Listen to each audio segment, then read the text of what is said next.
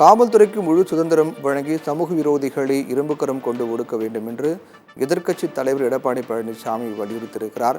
மக்களுக்கும் பாதுகாப்பு இல்லை, காவல்துறைக்கும் பாதுகாப்பு இல்லை என்றும் எடப்பாடி பழனிசாமி தெரிவித்திருக்கின்றார்.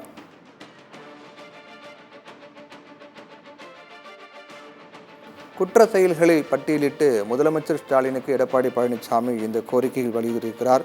தமிழகத்தில் சட்டம் ஒழுங்கு சீர்கெட்டுவிட்டது என்றும் காவல்துறையை சுய முகவரியை இழந்து சமூக விரோதிகள் மீது நடவடிக்கை எடுக்காமல் கைகட்டி வேடிக்கை பார்ப்பதாகவும் அதற்கு தற்போதைய திமுக அரசு துணை போவதாகவும் தெரிவித்திருக்கிறார்.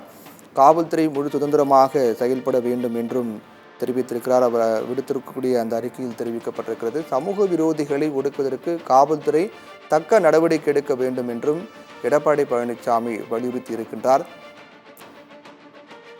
எடப்பாடி பழனிசாமி தொடர்பாக விடுத்திருக்கக்கூடிய அறிக்கையில் காவல்துறைக்கு முழு சுதந்திரம் வழங்கி சமூக விரோதிகளை இரும்புக்கரம் கொண்டு ஒடுக்க வேண்டும் என்றும், அதே போன்று பாதுகாப்பு மக்களுக்கும் பாதுகாப்பு இல்லை, காவல்துறைக்கும் பாதுகாப்பு இல்லாத ஒரு சூழல் தமிழ்நாட்டில் ஏற்பட்டிருக்கிறது என்றும், அதை சரி செய்வதற்கான நடவடிக்கையை தமிழக அரசு தற்போது இருக்கக்கூடிய திமுக அரசு மேற்கொள்ள வேண்டும் என்றும் குற்ற செயல்களை பட்டியலிட்டு முதலமைச்சர் மு.க.ஸ்டாலினுக்கு எடப்பாடி பழனிசாமி வலியுறுத்தியிருக்கின்றார். தமிழகத்தில் நடைபெற்று வரக்கூடிய குற்ற சம்பவங்கள் ஒவ்வொன்றாக பட்டியலிட்டு அதன் மூலமாக இது குறித்து நடவடிக்கை எடுக்க வேண்டும் என்று எடப்பாடி பழனிசாமி வலியுறுத்தி இருக்கின்றார்.